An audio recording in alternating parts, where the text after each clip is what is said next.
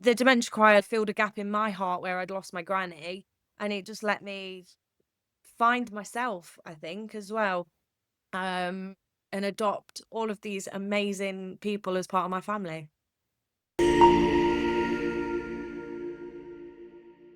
Hello, Jess. Hi, Welcome to the Carecast. nice to meet you. I love having conversations with people in the care world or adjacent or that do really interesting things in and around care. But tell us what you do. And I think it's written on Yes. your shirt. Oh, Yeah, so I'm involved with Vicki McClure's Our Dementia Choir, and it's basically a choir made up of people all living with different types of dementia, and we have an absolutely brilliant time. Is kind of to sum it up, we were founded by Vicki McClure back in 2018 as part of a BBC One documentary, and yep. it was looking at basically people living with dementia and the effects that music has on those people.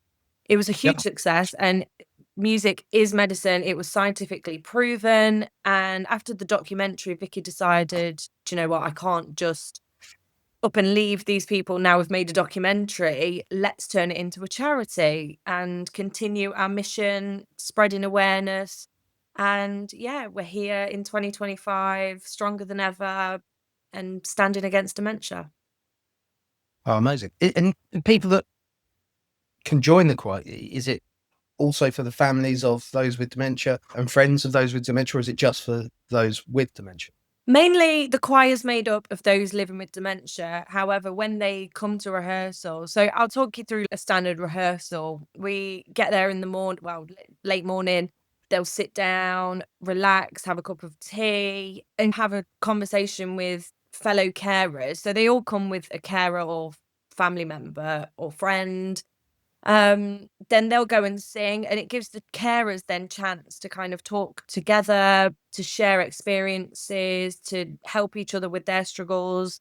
And the choir will sing, do their thing, and then they'll come and rejoin the carers and we'll play bingo. We have a bit of a raffle to in-house because we're a charity. Obviously, we rely on donations and generosity. So we'll try and do some in-house fundraising by doing a little raffle.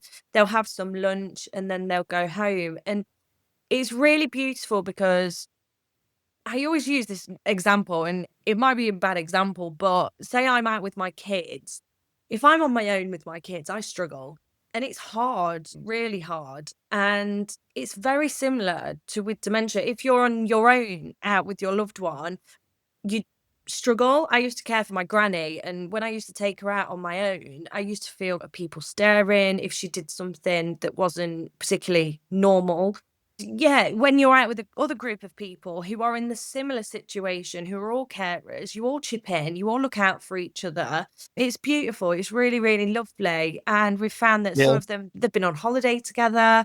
They'll go for days out or meals together. And it's just created a really nice family environment. Oh, that's amazing. I think you're absolutely right that I don't think we've evolved as a species to just be in very tiny groups, like one or two Yeah. people. We're probably at most comfortable when you're with a very close family, at least quite a few of you. And it's a totally different dynamic, much more relaxed and natural. Yeah, and I mean 2025 and we're still trying to break stigmas on dementia, mental health. There's loads of different things that we're having to say to people, be kind. And we're at a stage where we shouldn't have to do that. What's your background, Jess? I noticed obviously Vicki is an actress and was a model. Do you have a similar sort of background with you?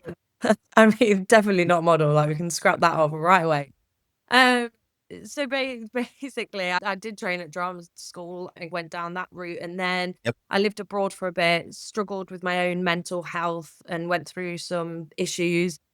Then my granny developed dementia and I flew back and became her full-time carer. So I then sacked everything off and just devoted everything to my granny as she put me through my training. So I owed it to her, or I felt Yep. like I owed it to her.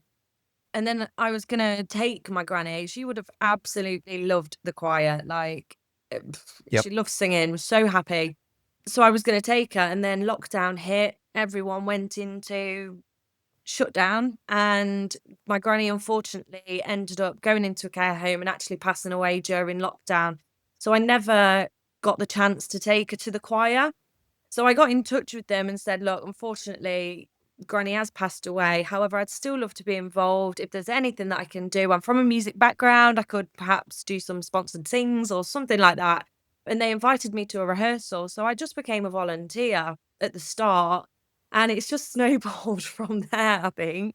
I started doing a bit of their social media and now I work full time for them and I've just got the best job in the world. And Oh, amazing. the dementia choir filled a gap in my heart where I'd lost my granny, and it just let me find myself, I think, as well, and adopt all of these amazing people as part of my family. Oh, that's amazing story. And how many dementia choirs are there across the country? And where's yours?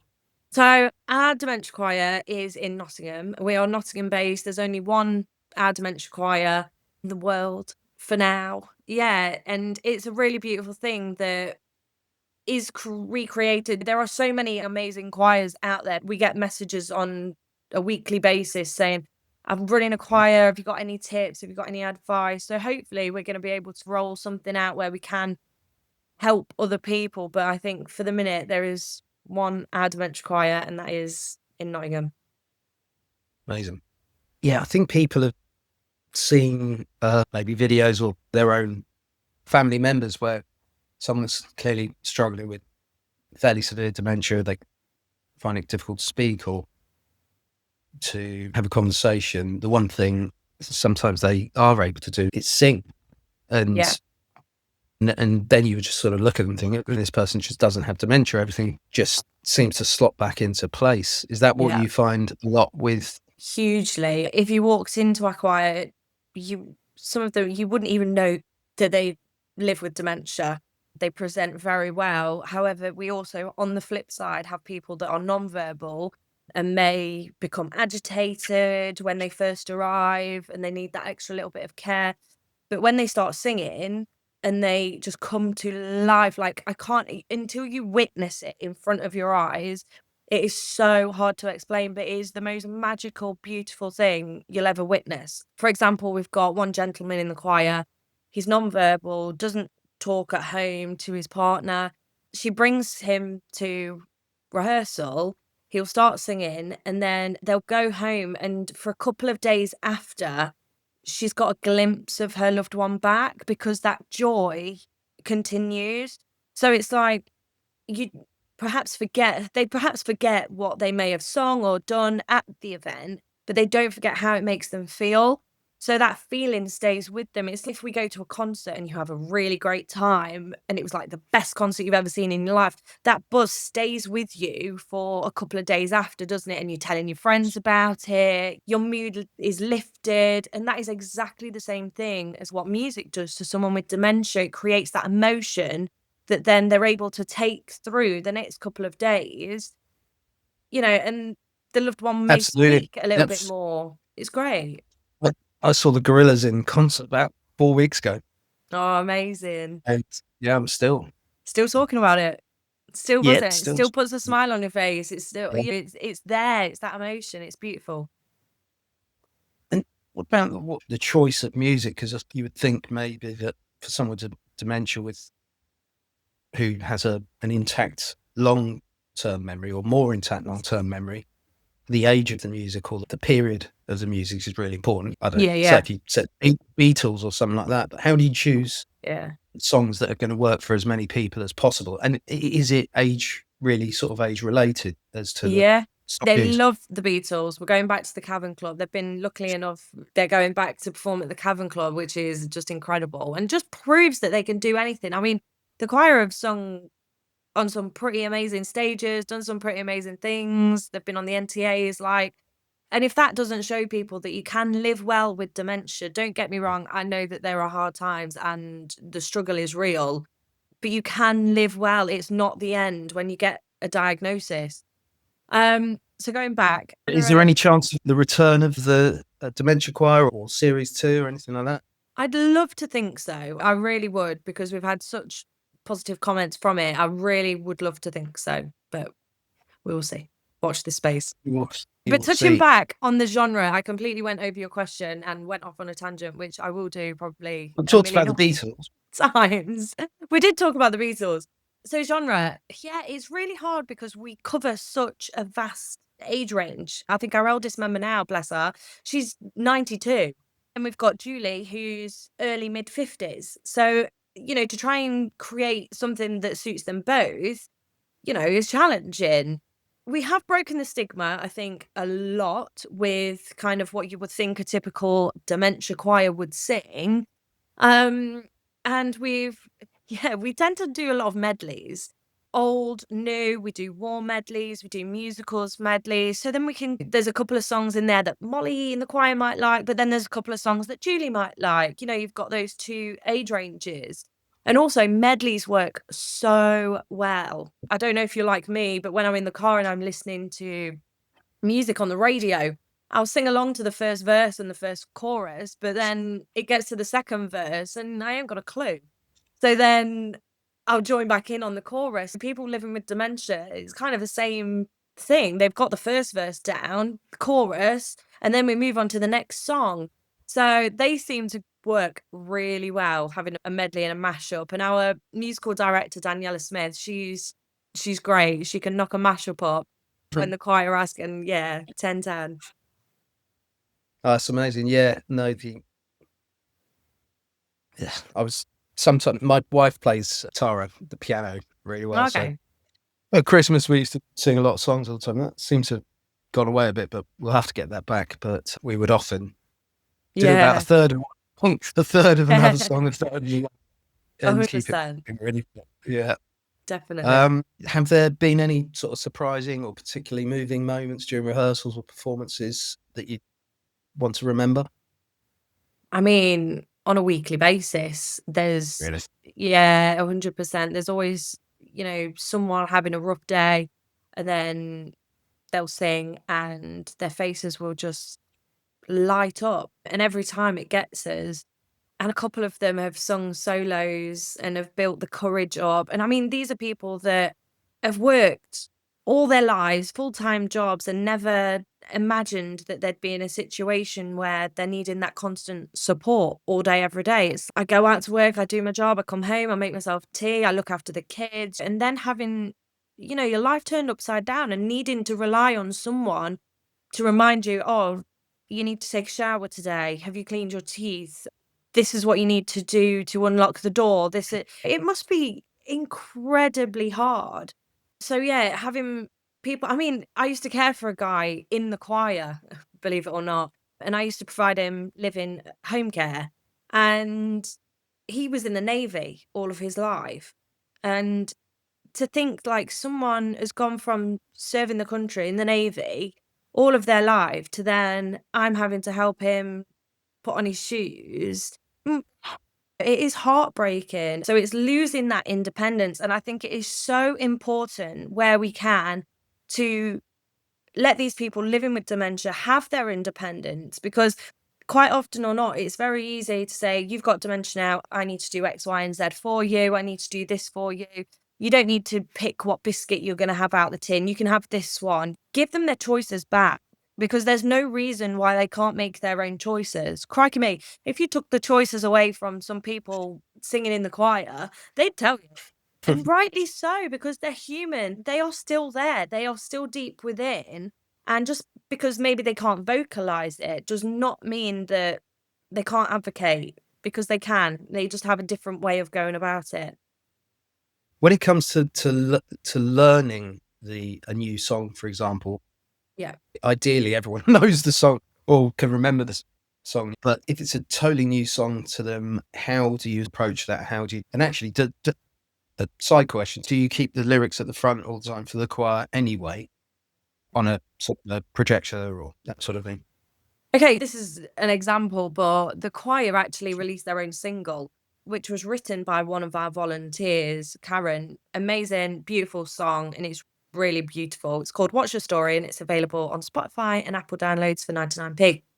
There we go. And it was completely new to the choir, so they'd never heard the song. They've never heard the melody before in their lives, and they kind of just picked it up. I think repetition is key. Repetition, keep firing those sparks in the brain. Challenge.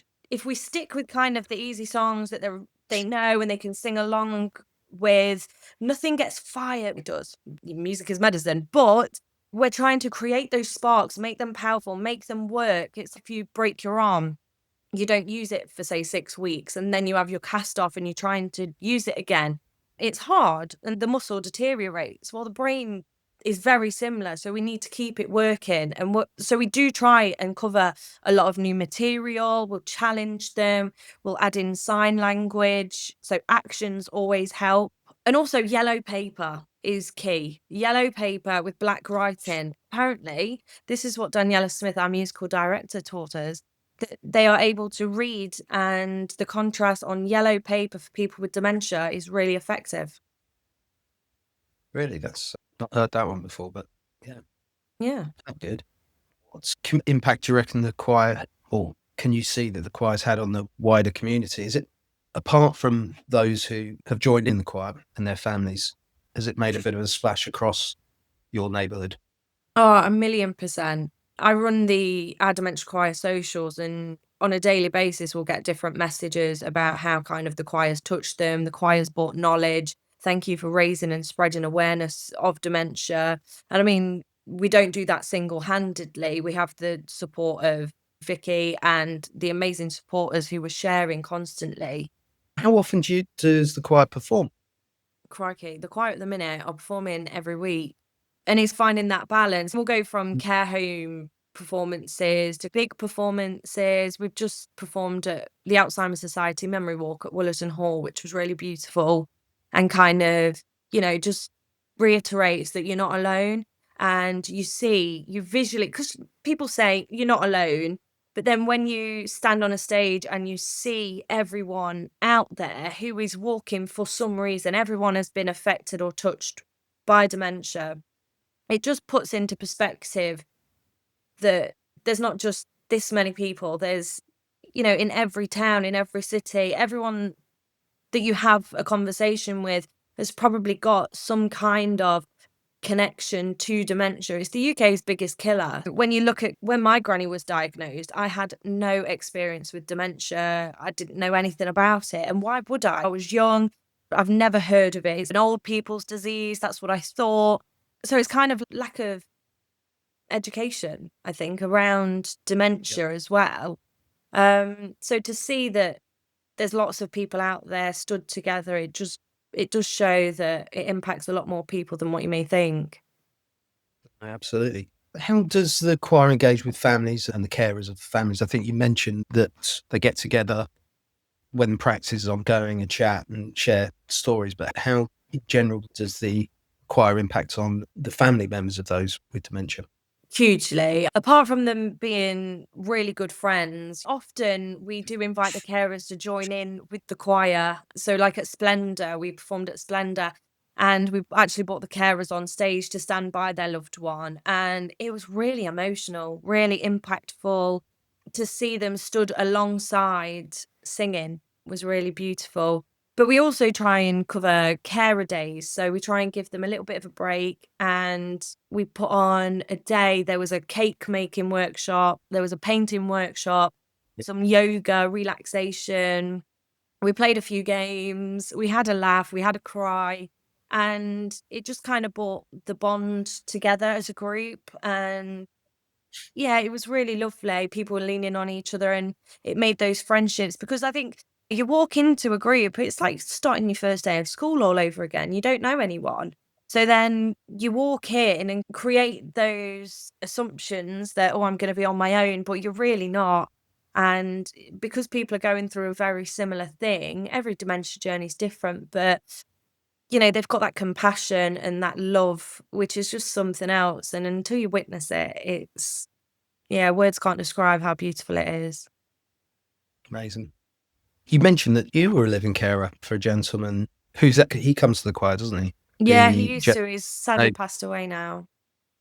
do you often see carers supporting their clients to come to dementia choir, working for that as well? Oh, 100%. Some of the carers that we've got who are professional carers that bring their Yep. client, They're incredible. They go above and beyond, they sit and sing, they sit and join in, and then they take that home with them then, and they carry it on at home as part of kind of their routine. So it keeps kind of, the sparks, the brain alive with, you know, the fact that they come, spend that time and invest it, and then also use that in the home environment. One, it creates a really lovely bond between the carer and the client, but also it helps the client no end because you're making beautiful moments, you're dancing. We encourage dancing 100%. Music is the last thing to go in the brain. So alongside that, we're putting dancing and yeah, we have people who struggle to stand, but then when the music's on and they're feeling the vibe and people around them are starting to stand up, it's like, I'm going to stand up as well. So yeah, that's really Amazing, lovely. wasn't it?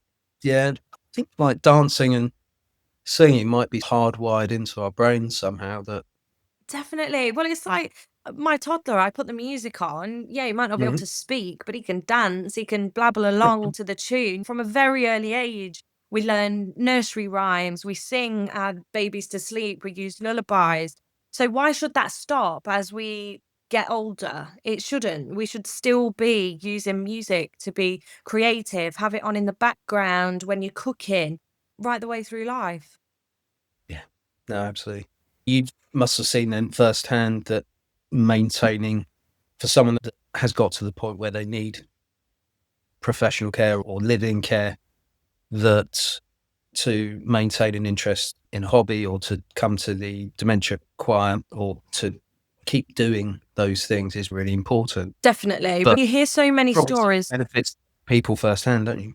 That's it. The thing is, you hear so many stories about, oh, my loved one went into a care home, had a carer, they passed away. That isn't the case. There are some incredible carers out there. There are some credible care homes out there. And if they put in the effort, if they keep, the independence of that loved one as much as they can for as long as they can, then they can have a really positive experience. There's no reason for it to be negative. And by using music alongside that, that can only benefit, right? It's Really? nonsense that there are people out there that don't use music to its full potential. I unfortunately did not have a clue about the power of music when my granny had dementia. And if I could turn back time, I'd turn it back in a heartbeat because why didn't I think of that? Like, I'm from a music background. I've sung, I've danced all my life. So then I'm sat there with my gran in silence because she can't speak. And I'm trying to, bring out photos and I'm trying to do painting and I'm trying to think of activities that I can do to, help stimulate her. Why on earth didn't I think of music? And I think, we take music for granted so much that at the times where we need it, it's forgotten. Yes. No, it needs to be brought back, I think, in general, because it's just natural, really, I think. 100%. If you're living with mental health, you've got issues around mental health, you put on a song, you put on a cheery song, or if you want to have a bloody good cry, then you put on a sad song and you have a cry. That is okay. And I think normalizing that is okay. No, absolutely. What are the future plans and aspirations for Dementia Choir in terms of projects or performances or initiatives that you're excited about? I do think the Oh, BBC need to screen a second series for 100%. it'll be a third, fourth now. I think we had Oh, was two it? series, a Christmas special. Yeah, I think it'll Yep. be onto a third series. Um, Oh, we've got so much coming up. And do you know what? The care home performances, the local performances are just as, if not more important than the big performances that we do. We're out in the community, we're on telly. It's two ends of the spectrum. There's loads coming up and Yes. it'll all be on our social media pages when we can talk about it. What message would you like to share with listeners who might be affected by dementia, that their loved one is, and as you mentioned, sitting there in silence with your gran who found it difficult to talk? What would you say to them? How might they start using the power of music to make life better? Oh my gosh, put on the radio, put on the radio, put on some CDs. Music is so easily accessible these days. It's at the click of a finger. get it on. Just even if you're pottering around, don't sit in silence. Really use it to your advantage. Music is medicine, and we won't stop singing about it until we've taken over the world and music is everywhere. And I think it's really important, even in those final stages, keep singing, keep even nursery rhymes, anything. Even if you Absolutely. don't have Do- access to kind of a player to play it on, just sing. Yep. Just sing Do you, simple nursery you rhymes. don't happen to have a public playlist, do you? Do you know what? I don't know. I don't know if we do or not, which You should it'd get be one, shouldn't you? absolutely 'Cause fantastic then if you we can did. push that out. You 100%. do it on YouTube as well, Yeah, possibly. definitely. I'm having a quick look. If you do let us know, obviously we'll put that on the website as well. Yeah, lovely. But Oh, there is a playlist. Oh, it was created by me, so I don't know if it's just my playlist. So I think that might just be mine. But no, that's something that I'll get onto. you can possibly make them public, can't you? But Yeah. it's been brilliant talking to you, Jet. Really very enjoyable finding out about all your amazing work. Thank you. To our Thank you for listeners, having me. thanks. Not at all, not at all. And so to our listeners and watchers, thanks for watching. If you found the video helpful, please give it a thumbs up and subscribe to our channel for more interesting stories in and around care, which we hope really helps people to navigate the care journey. Thank you very much, Jess. Thank I'll see you you. soon. See you Take later. care. Bye.